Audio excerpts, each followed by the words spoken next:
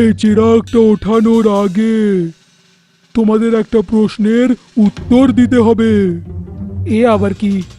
উটের পিঠ, হরিণের চাল, বল সে কেরাম জানোয়ার যার না আছে লেজ না চুল? এতক্ষণ আপনারা দেখলেন গ্রিন ড্রাগন আর ব্লু ড্রাগন একই দলে রয়েছে, আর ওরা দুজন এই জন্য করেছে যাতে ওরা জাদুই চিরাগ পেয়ে যায়। যে গুহায় জাদুই চিরাগ রাখা আছে সেখানে ড্রাগন যেতে পারবে না। এই জন্য গ্রিন ড্রাগন মিঙ্কু ভাল্লুককে সেই গুহায় যেতে রাজি করিয়ে নেয়। এখন পরবর্তী। পরের দিন মন্টু বাঁদর আগের থেকেই মিঙ্কু ভাল্লুকের ঘরের সামনে এসে ওকে পাহারা দিতে লাগে। বিশ্বাস তো হচ্ছে না যে জাদুই চিরাগ বলে কোনো জিনিস হয়, কিন্তু ওই গ্রিন ড্রাগন কি আবার বলছে, এটা জানার জন্যে ওই দুজনের পিছু করতেই হবে। কিছুক্ষণ পর গ্রিন ড্রাগন মিঙ্কু ভাল্লুকের বাড়ি আসে। চল মিঙ্কু ভাল্লুক, তোকে আমি সেই জায়গাতে নিয়ে যাই যেখানে সেই সুড়ঙ্গ আছে। হ্যাঁ চলো এক্ষুনি। গ্রিন ড্রাগন ওকে সেই কালো পাহাড়ের ওখানে নিয়ে যায়। মন্টু বাঁদরও লুকিয়ে ওদের পিছু নেয়। 1 ঘন্টা অবধি চলার পর ওরা এক জায়গায় এসে থামে। সেখানে দুটো বটের গাছ একটু দূরত্বে রাখা ছিল। মিঙ্কু ভাল্লুক, এই দুটো গাছ থেকে একটা একটা পাতা তুলে নিয়ে এসো। ওর কথা শুনে মিঙ্কু ভাল্লুক দুটো গাছ থেকে দুটো পাতা পেরিয়ে আনে আর ওর কাছে যায়। এখন এই 2 পাতাগুলো মাটিতে রাখ আর নিজের হাত জোড় করে চোখ বন্ধ করে দে। এই কথা শুনে মিঙ্কু ভাল্লুক ঠিক সেটাই করে। মাটিতে যেখানে পাতা রাখা ছিল সেই জায়গা ফেটে যায় আর সেখানে একটা দরজা তৈরি হয়। মিঙ্কু ভাল্লুক চোখ খুলে সামনের সে দৃশ্য দেখে ওর চোখ যেন ছানা বড়া হয়ে যায়। হ্যাঁ, এরম চমৎকার তো আমি আগে কোনোদিনই দেখিনি। মিঙ্কু, তুই ভেতরে ঢুকে যা। এর ভেতরে একটা সুড়ঙ্গের মধ্যে ওই চিরাগটা তুই পেয়ে যাবি। ওর কথা শুনে মিঙ্কু সিঁড়ি দিয়ে নিচে নামতে লাগে, কিন্তু যতই ও ধীরে ধীরে সিঁড়ি দিয়ে নিচে নামছিল পেছনের সিঁড়ি ততই আস্তে আস্তে গায়েব হচ্ছিল। তখনই মন্টু বাঁদর, যে এতক্ষণ লুকিয়েছিল, দৌড়ে সেখানে আসে। থামরে মিঙ্কু ভাল্লুক, আমিও আসছি। না, মন্টু বাঁদর সেই সুড়ঙ্গের ভেতর লাফ দেয় আর ধড়াম করে মাটিতে গিয়ে পড়ে। এইখানে তো একটা সিঁড়ি ছিল। ওকে দেখে মিঙ্কু ভাল্লুক অবাক হয়ে যায়। আরে মন্টু বাঁদর, তুই এইখানে?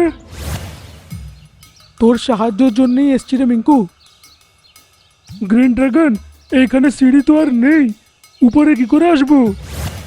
তোমরা চিন্তা করো না, যখন চিরাগ তোমরা হাতে পেয়ে যাবে সিঁড়ি নিজের থেকেই চলে আসবে সামনে।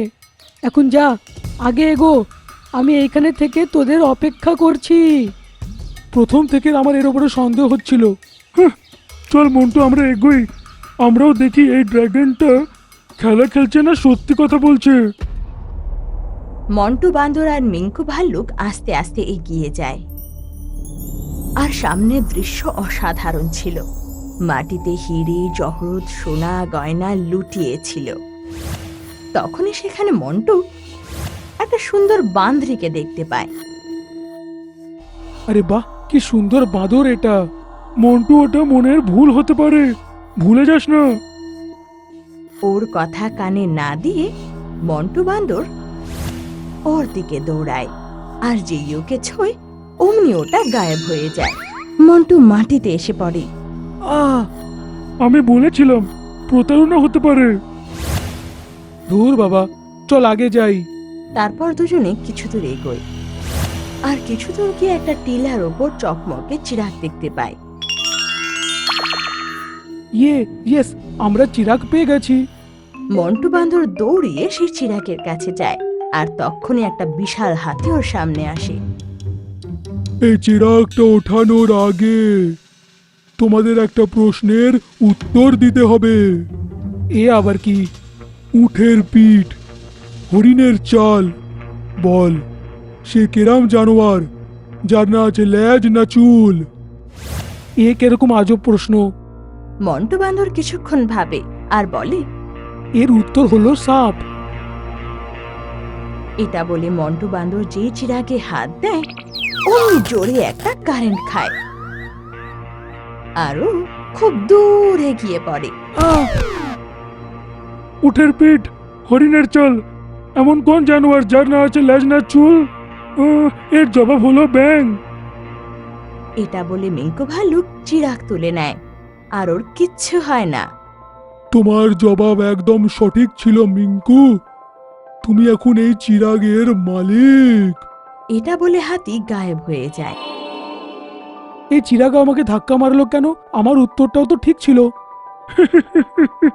চল এবার যাই।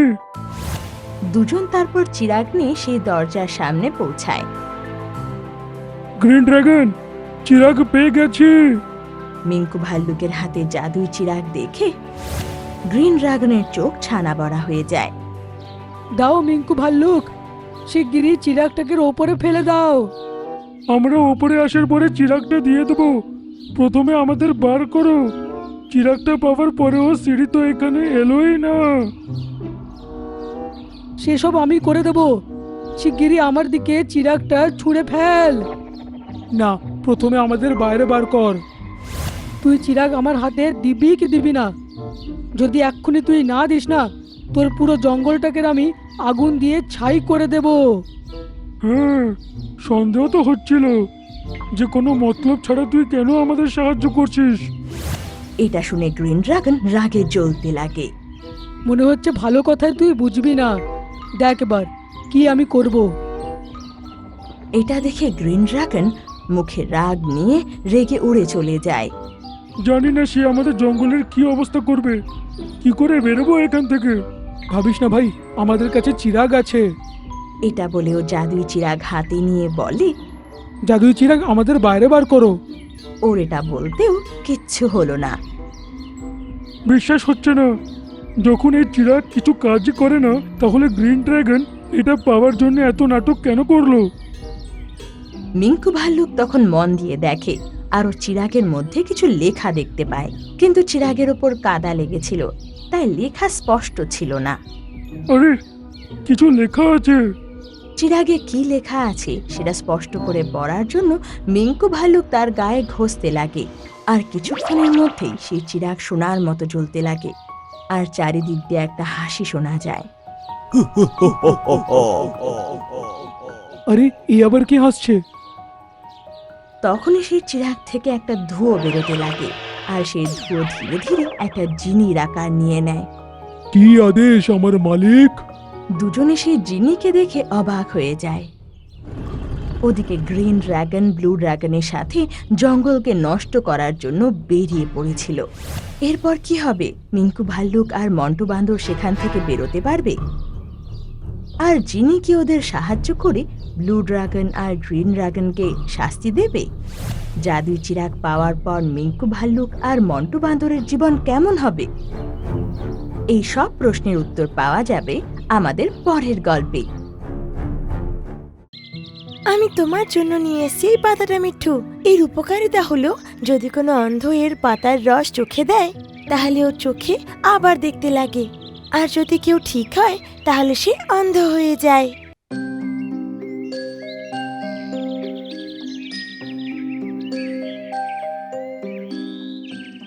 মিঠু টিয়া একটা বড় গাছে অনেক পাখির সাথে থাকতো, আর রোজ ওই পাখিদের সাথে খাবারের খোঁজে যেত, আর বিকেল হতে হতে বাড়ি ফিরে আসতো। আমায় রোজ এদের সাথে যেতে হয়, আর রোদের মধ্যে খাবারগুলো খুঁজতে হয়। এমন কি করব আমি যাতে আমায় যেতে হবে না, আর খাবারটাও আমার জোগাড় হয়ে যাবে? তখনও ভাবলো যে অন্ধ হওয়ার নাটক করবে আর পরিশ্রম থেকে বেঁচে যাবে, আর ডালে বসে বসে ও চেঁচাতে লাগে। আমি কিছু দেখতে পারছি না। ওহ ও ও আমি কিছু দেখতে পারছি না। আহ! ওর সেই আওয়াজ শুনে সব পাখিরা ওর কাছে চলে আসে। কি হয়ে গেল তোর? আমি চোখে কিছু দেখতেই পারছি না। আজ আমি সূর্য উদয়টা দেখে নিয়েছি, তাই জন্যই হয়তো দেখতে পারছি না। আহ আর এটা বলে ও ডালে এদিক ওদিক পড়তে লাগে। সূর্যকে দেখলে কেউ অন্ধ কি করে হয়ে যায়? জানি না, কিন্তু আমি সত্যি কিছু দেখতে পারছি না। এখন আমি নিজের খাবারের বন্দোবস্ত কি করে করব? ওর এরকম কথা শুনে সব পাখিদের ওর ওপর দয়া হয়। তখন টিনু বলে, মিঠু, তুই একদম চিন্তা করিস না। যতক্ষণ না তোমার চোখের জ্যোতি ফিরে না আসছে, ততক্ষণ অবধি আমরা সবাই তোমার খাবারের ব্যবস্থা করব। না, আমিও পরিশ্রম করে খেতে চাই। আমরা জানি তুমি পরিশ্রম করতে ভালোবাসো, তাই যতক্ষণ না আমরা ফেরত আসবো ততক্ষণ তুমি আমাদের ডিমের আর বাসাকে পাহারা দিও। এতে তোমার খারাপও লাগবে না। কিন্তু এ তো অন্ধ হয়ে গেছে, কি করে বাসাকে পাহারা দেবে? একে এখানে বসে থাকতে দেখলে বিড়াল আর আসবেই না, কারণ ওরা তো জানে না যে মিঠু আর দেখতে পাচ্ছে না চোখে। তোমরা সবাই আমাকে পাহারা দেওয়ার কাজে রাখতে চাইছো তো, সেটা আমি করতে পারি। আর এই সব কথা বিড়াল চুপি চুপি শুনছিল। আর সব পাখিরা মিঠুকে গাছে ছেড়ে চলে যায়।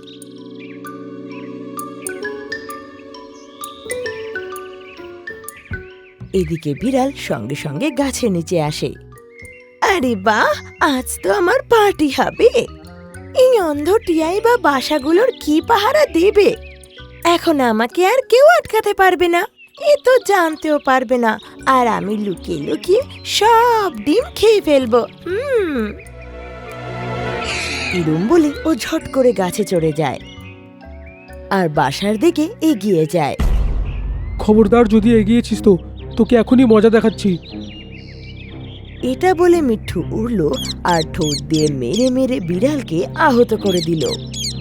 আরে, এ তো খুব মিথ্যেবাদী বেরোলো, এ তো সব দেখতে পায়। বাঁচাও! বিড়াল তখন পালিয়ে যায়। আর এইভাবে মিঠু ডিম আর বাচ্চা দুটোই বাঁচিয়ে নেয়। সন্ধেবেলায় যখন সব পাখিরা ফিরে আসে, তো মিঠুর জন্য খাবার নিয়ে আসে। মিঠু সেটা আয়েসে খায় আর নিজের অন্ধ হওয়ার নাটক জারি রাখে। পরের দিন সব পাখিরা আবার খাবার খোঁজে বেরোতে যাচ্ছিল, কিন্তু টিনুকে দেখা যাচ্ছিল না। এই টিনু সকাল সকাল কোথায় চলে গেল? তখন ওরা টিনুকে আসতে দেখে, যার ঠোঁটে একটা পাতা ছিল। ও সেই পাতাকে ডালে নিয়ে এসে রাখে আর বলে, আমি তোমার জন্য নিয়ে এসেছি এই পাতাটা মিঠু। এর উপকারিতা হলো, যদি কোনো অন্ধ এর পাতার রস চোখে দেয় তাহলে ওর চোখে আবার দেখতে লাগে, আর যদি কেউ ঠিক হয় তাহলে সে অন্ধ হয়ে যায়। তাই আমি এর রসটা নিজের চোখে ঢালতে দেব না। কেন ঢালবি না? তুই কি ঠিক হতে চাস না? এটা শুনে মিঠু চিন্তায় পড়ে যে ও সত্যি বললে বিপদে পড়ে যাবে। ঠিক আছে, ঢেলে দে। এটা শুনে টিনু ওর চোখে পাতার রস দিয়ে দেয়, আর অমনি ওর চোখ জ্বলতে শুরু করে। আমার চোখ, আমার চোখটা জ্বলছে। আমি কিছু দেখতে পারছি না, খুব ব্যথা করছে। এটা কি করে বলছো তুমি? অন্তত তুমি কালকে হয়ে গিয়েছিলে, আবার কি করে হতে পারো তুমি? আমার বলার বক্তব্য, আমি ঠিক হয়ে গেছি, আমি সব কিছু দেখতে পারছি। আমি খুব খুশি তুমি ঠিক হয়ে গিয়েছো। মিঠু এখন সত্যি সত্যি অন্ধ হয়ে গিয়েছিল, কিন্তু কাউকে সত্যি কথাও বলতে পারছিল না। মিঠু, তুমি তো আজই ঠিক হলে। একটা কাজ করো, তুমি আজকেও আমাদের বাসার দেখভাল করো, কাল থেকে আমাদের সাথে যেও। আর সবাই ওকে বাসার কাছে ছেড়ে চলে যায়। কিন্তু বিড়াল এখন জানতে পারে যে ও এখন সত্যি সত্যি অন্ধ। ও এক লাফে ডালে পৌঁছায় আর বলে, তুই আমাকে অনেক মেরেছিলি তাই না? এবার দেখ আমি তোর সাথে কি করি। ও মিঠুকে আক্রমণ করে আর ওকে আহত করে দেয়, আর তারপর সব বাচ্চা আর ডিমকে খেয়ে নেয়। আর মিঠু আহত অবস্থায় ওই ডালেই বসেছিল। যখন সব পাখিরা ফিরে আসে, তখন নিজের বাচ্চা আর ডিমকে খালি দেখে খুব চিন্তায় পড়ে যায়। আমাদের ডিম আর বাচ্চা কোথায়? ওদেরকে বেড়াল খেয়ে নিয়েছে। কিন্তু তুমি তো ছিলে, তবু কি করে খেলো? তুমি ওকে আটকাওনি কেন? আমি মিথ্যে কথা বলেছিলাম যে আমি অন্ধ হয়ে গেছি, যাতে আমি পরিশ্রম না করে খাবার পেয়ে যাই। কিন্তু যখন টিনু পাখি আমার উপরে রস ঢাললো, আমি সত্যি অন্ধ হয়ে গেলাম। আপনারা সবাই রেগে যাবে বলে আমি মিথ্যে বললাম যে আমার চোখটা ঠিক হয়ে গেছে। আসলে আমি এখন কিছুই দেখতে পারছি না, তাই জন্যে আপনাদের বাচ্চাদেরকে আমি রক্ষা করতে পারলাম না। মিঠু, শুধু তোর জন্য আমাদের বাচ্চাটা মরে গেছে আর ডিম ভেঙেছে। তুই শাস্তির যোগ্য। সব পাখিরা মিলে ওকে খুব মারে আর নিজের রাগ শান্ত করে। ওর ডানাও এখন আহত ছিল, আর ডালে বসে থাকার ক্ষমতাও ওর ছিল না, আর সারাদিন গাছের নিচে পড়ে কষ্ট পেতে লাগে। রাত্রে ওর যমজ ভাই টিটু আসে আর ওকে এই অবস্থায় দেখে চিন্তিত হয়ে পড়ে। আরে মিঠু, এসব কি হয়ে গেছে? তোকে কে মেরেছে? আমার এই অভ্যেসের কারণ হলো আমার ল্যাদ খাওয়া। বলে ও টিটুকে সব কথা বলে। তুই এটা ঠিক করিসনি। তোকে সব পাখিদের কাছে গিয়ে এখন ক্ষমা চাওয়া উচিত, কিন্তু তার আগে তোকে আমি ঠিক করছি। বলে আগে ওখান থেকে যায়, আর কিছুক্ষণ পর সেই পাতায় নিয়ে আসে।